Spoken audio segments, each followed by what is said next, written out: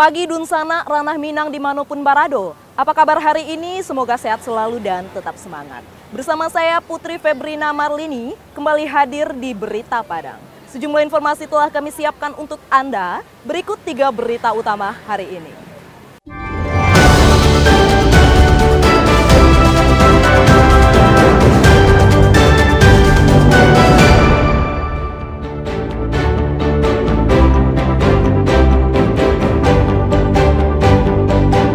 Pohon tumbang timpa 3 rumah. Seorang warga luka parah.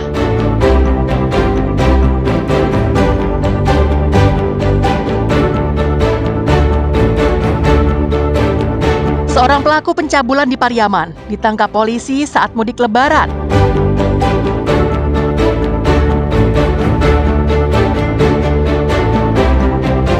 Wisata Pantai Carocok di Painan masih menjadi primadona bagi wisatawan.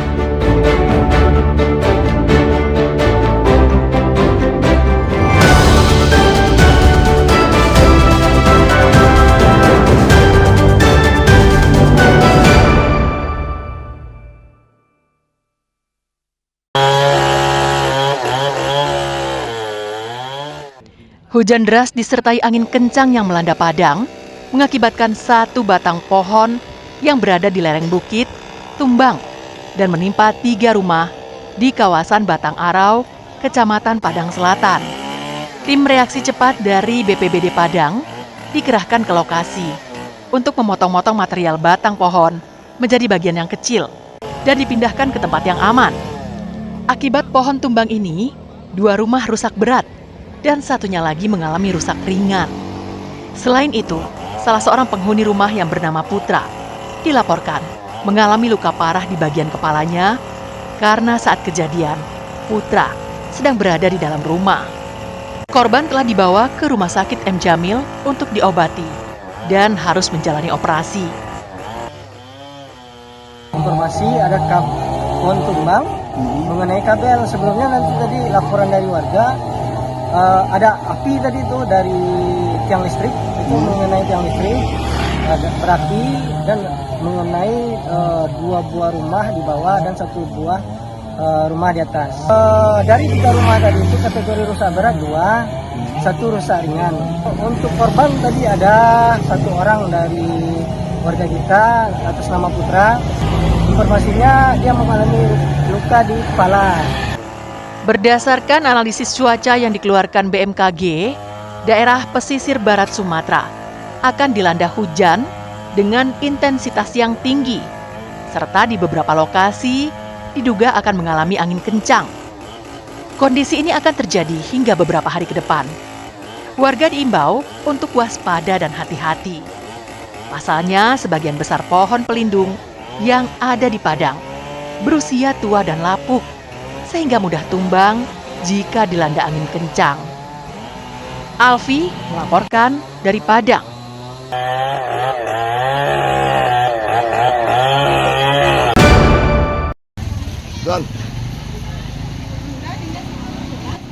Hujan deras yang mengguyur Kecamatan Lubuk Sikaping, Pasaman menyebabkan Sungai Batang Sumpu meluap. 2 nagari yang berada di Kecamatan Lubuk Sikaping terendam banjir. Banjir merendam sejumlah rumah dan lahan pertanian di Nagari Jambak dan Nagari Ayam Manggih Selatan. Ketinggian air berkisar 50 cm hingga 1 meter. Menurut informasi dari BPBD Pasaman, sebanyak 105 kepala keluarga dan ratusan jiwa di 2 nagari terdampak. Selain merendam permukiman, banjir juga merusak fasilitas umum seperti irigasi, lahan pertanian, dan perikanan milik warga. Tidak bisa dilalui dari Nagari Durian Tinggi ke akses Nagari Jambak, Pak. Sudah 2 kali yang seperti ini, Pak, menjelang puasa kemarin dan hari ini. Luapan batang sumpu meluber hingga ke jalan dan merendam permukiman. Jalan raya berubah bentuk seperti sungai dengan aliran air yang deras. Petugas BPBD berjibaku menyeberangkan warga melintasi jalan yang berubah menjadi sungai. Jika tak hati-hati, warga akan terseret banjir.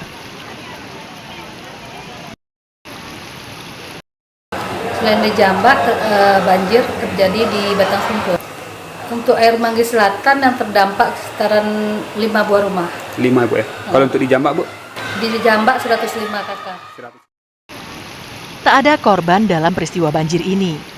Sedangkan total kerugian masih didata oleh petugas BPBD Pasaman. Safatul Ulum melaporkan dari Pasaman.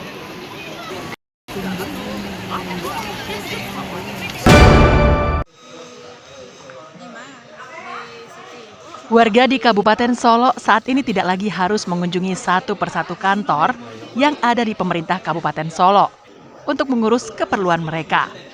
Karena telah tersedia mal pelayanan publik yang terintegrasi pada satu tempat guna melayani berbagai keperluan masyarakat. Mal pelayanan publik berada di daerah Kota Baru, Kecamatan Kubung. Lokasinya strategis, mudah dijangkau dari berbagai arah. Di tempat ini disediakan sebanyak 103 jenis layanan dari 11 instansi pemerintah. Di antaranya ada layanan dari DPM PTSP Naker, Disduk Capil, Dinas Sosial, Dinas Lingkungan Hidup, Dinas PUPR, dan BKD Kabupaten Solo. Sedangkan dari eksternal pemerintahan kabupaten, ada layanan UPTD Samsat Arosuka, BPJS Ketenagakerjaan, BPJS Kesehatan, dan Bank Nagari.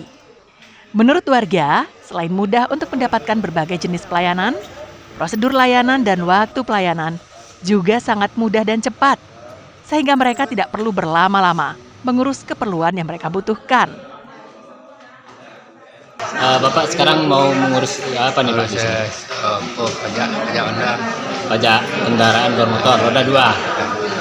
Kira-kira setelah Bapak melakukan kunjungan ke sini gimana Pak rasanya Pak? Bagus. Bapak sudah siap layanan apanya? Pengurusan izin sudah siap? Belum. Berapa lama Pak Bapak menunggu? 15 menit. 15 menit siap, langsung siap. Bagaimana Bu rasanya pelayanan yang diberikan oleh petugas di MPP ini? Pelayanan yang diberikan oleh petugas MPP ini semuanya baik, urusannya cepat, tak ada yang lama. Kalau nggak ngerti dikasih arahan. Ibu sendiri mengurus apa di sini Bu? Bayar PBB. Bayar PBB. Iya. Guna memastikan kelancaran pelaksanaan layanannya, Bupati dan Wakil Bupati Kabupaten Solo melakukan kunjungan mendadak. Hasilnya, kepala daerah merasa puas karena semua layanan yang diberikan kepada masyarakat telah berjalan dengan baik dan lancar. Bahkan di tempat ini juga tersedia ruang tunggu yang nyaman, toilet, hingga ruang bermain untuk anak-anak. Kita hari ini hadir di IPP, Mall Pelayanan Publik Kabupaten Solok di Kota Baru, ya. Dan ini kita melihat sudah langkah yang terbaik, bahwa fasilitas sudah sangat baik, ya. Pelayanan sudah sangat prima. Tadi kita cek, ya, cepat sekali, dan inilah bentuk pelayanan dari para OPD kita yang ada di sini, ya. Ada 103 pelayanan. Bupati Solo mengharapkan layanan yang ada di MPP ini dapat terus ditingkatkan oleh pegawainya, sehingga masyarakat bisa mendapatkan semua kebutuhan mereka hanya pada satu tempat. Garnadi melaporkan dari Kabupaten Solo. Ada.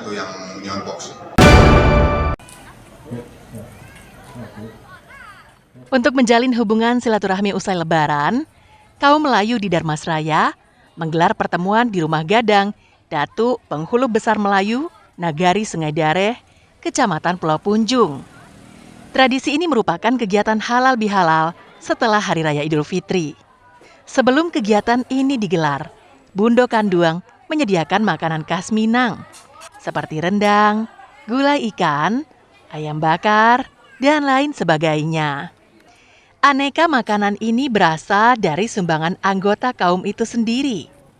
Para datuk bersama Ninik Mama serta anak cucu kemenakan memasuki Rumah Gadang Datuk Penghulu Besar Melayu. Disinilah para tetua adat melakukan pertemuan dan duduk bersama. Kepala suku kaum Melayu, Zulfikar Atut Penghulu Bosau, memberikan nasihat kepada anak dan kemenakannya tentang penyakit masyarakat yang marak sekarang ini, seperti narkoba dan judi daring.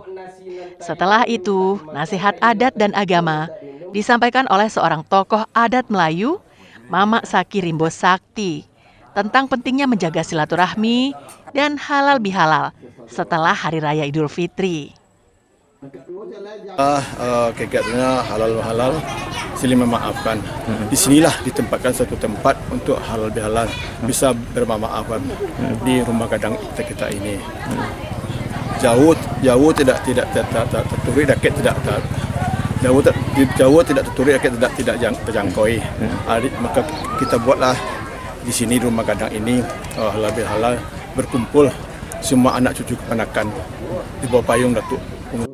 Selain kegiatan pertemuan dalam ruangan, kegiatan yang merupakan tradisi adat dilanjutkan dengan kegiatan lomba makan kerupuk dan panjat pinang yang memperebutkan berbagai macam hadiah yang diikuti oleh anak dan kemenakan suku Melayu. Bosau di Nagari Sungai Dare ini, kami sangat bangga sekali.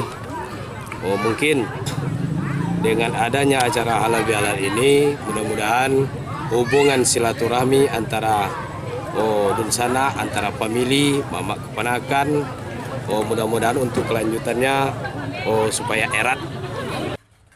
Kegiatan tradisi adat suku kaum Melayu Nagari Sungai Dare, Kecamatan Pulau Punjung ini untuk mempererat silaturahmi dalam kaum. Eko Pangestu melaporkan dari Darmasraya.